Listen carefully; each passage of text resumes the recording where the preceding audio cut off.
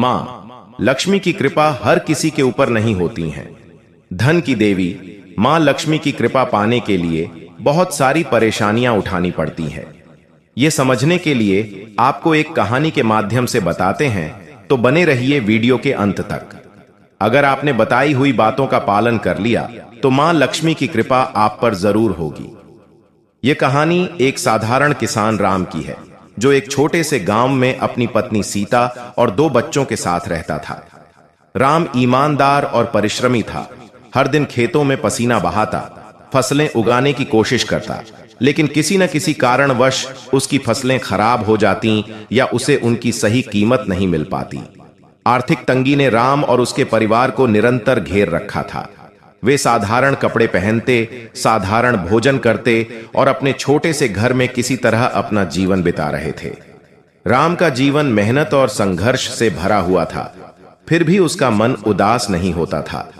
वह ईश्वर पर विश्वास रखता था और मानता था कि एक दिन उसकी समस्याएं अवश्य दूर होंगी।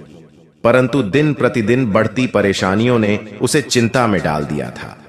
आखिरकार एक दिन उसने अपने गांव के मंदिर में जाकर मां लक्ष्मी से प्रार्थना करने का निश्चय किया।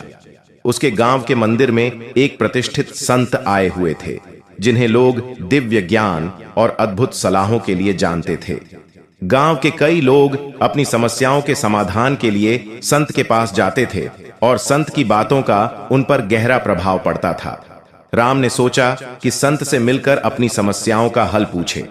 एक सुबह वह संत के पास गया, उनके चरणों में प्रणाम किया और अपनी कठिनाइयों का वर्णन करते हुए कहा, महाराज, मैं दिन रात मेहनत करता हूं, फिर भी हमारे जीवन में सुख और समृद्धि का कोई स्थान नहीं है। कृपया मुझे कोई ऐसा उपाय बताएं जिससे मैं मां लक्ष्मी की कृपा प्राप्त कर सकूं। संत ने उसकी बात ध्यान से सुनी और मुस्कुराते हुए बोले, पुत्र, मां लक्ष्मी की कृपा केवल धन और संपत्ति में नहीं होती। उनका आशीर्वाद उन लोगों को मिलता है जो सच्चे मन से उनकी आराधना करते हैं और परोपकार में विश्वास रखते हैं। मां लक्ष्मी को वहीं निवास करना पसंद है जहां शुद्धता, सेवा और ईमानदारी का वास होता है। राम ने जिज्ञासा से पूछा, महाराज, मुझे बताइए कि मैं किस प्रकार से मां लक्ष्मी की कृपा पा सकता हूं। संत ने उसे 3 महत्वपूर्ण सूत्र बताए। पहला सूत्र, सच्ची भक्ति और पूजा। संत ने राम से कहा, प्रतिदिन सूर्योदय और सूर्यास्त के समय मां लक्ष्मी का ध्यान करो। उनके समक्ष एक दीपक जलाओ और उन्हें कमल के फूल अर्पित करो। पूजा में सच्चे मन से अपनी इच्छाएं व्यक्त करो और मन में यह विश्वास रखो कि मां लक्ष्मी तुम्हारी प्रार्थना अवश्य सुनेंगी। विशेषकर हर शुक्रवार को उनकी पूजा का विशेष ध्यान रखना। मां लक्ष्मी को प्रसन्न करने के लिए केवल भक्ति आवश्यक है, प्रदर्शन नहीं। राम ने वचन दिया कि वह प्रतिदिन मां लक्ष्मी की पूजा करेगा और अपना मन शुद्ध रखेगा। दूसरा सूत्र, दान और परोपकार। संत ने राम से कहा, मां लक्ष्मी को वे लोग प्रिय हैं जो अपने धन का कुछ हिस्सा समाज की भलाई में खर्च करते हैं। अपनी आमदनी का एक छोटा हिस्सा गरीबों और जरूरतमंदों को दान करो। दान का महत्व बहुत बड़ा है। यह तुम्हारे भीतर संतोष और आनंद लाएगा, जो मां लक्ष्मी को और अधिक आकर्षित करेगा। राम ने इस बात को गहराई से समझा। वह सोचने लगा कि वह अपने थोड़े से धन का कुछ हिस्सा भी दूसरों के भले में लगाकर मां लक्ष्मी का आशीर्वाद प्राप्त कर सकता है। उसने संकल्प लिया कि चाहे उसकी आमदनी कम ही क्यों ना हो, वह हर महीने कुछ हिस्सा दान में लगाएगा। तीसरा सूत्र, स्वच्छता और सकारात्मक ऊर्जा।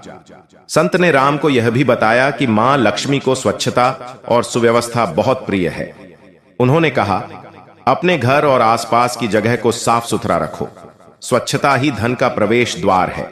घर के हर कोने को साफ करो और वहां नियमित रूप से अगरबत्ती जलाओ। घर का वातावरण सकारात्मक और शांतिपूर्ण होना चाहिए, ताकि मां लक्ष्मी का वास स्थायी रूप से वहां हो सके। संत की ये बातें राम के मन में गहराई से उतर गईं। उस दिन से राम ने अपने घर की सफाई पर विशेष ध्यान देना शुरू किया। वह घर के हर कोने को साफ रखता, हर शाम को दीपक जलाकर मां लक्ष्मी का आह्वान करता और अपनी आमदनी का कुछ हिस्सा गरीबों में बांटता। कुछ ही समय में राम के जीवन में परिवर्तन, कुछ ही महीनों में राम के जीवन में अद्भुत परिवर्तन दिखाई देने लगे। उसकी फसलें पहले से अच्छी होने लगीं और उसे उनका सही मूल्य भी मिलने लगा। उसकी मेहनत और ईमानदारी से काम करने की भावना को देखकर लोग उससे प्रेरित होने लगे। धीरे धीरे उसकी आर्थिक स्थिति में सुधार हुआ और उसके परिवार में सुख शांति का माहौल बन गया। राम के बच्चे अब अच्छे कपड़े पहनने लगे और सीता के चेहरे पर मुस्कान लौट आई। राम ने गांव के अन्य लोगों को भी मां लक्ष्मी की कृपा पाने के इन उपायों के बारे में बताया। उसकी कहानी सुनकर गांव के लोग भी इन मार्गों पर चलने लगे। गांव में स्वच्छता का माहौल बनने लगा और लोग दान परोपकार में योगदान देने लगे।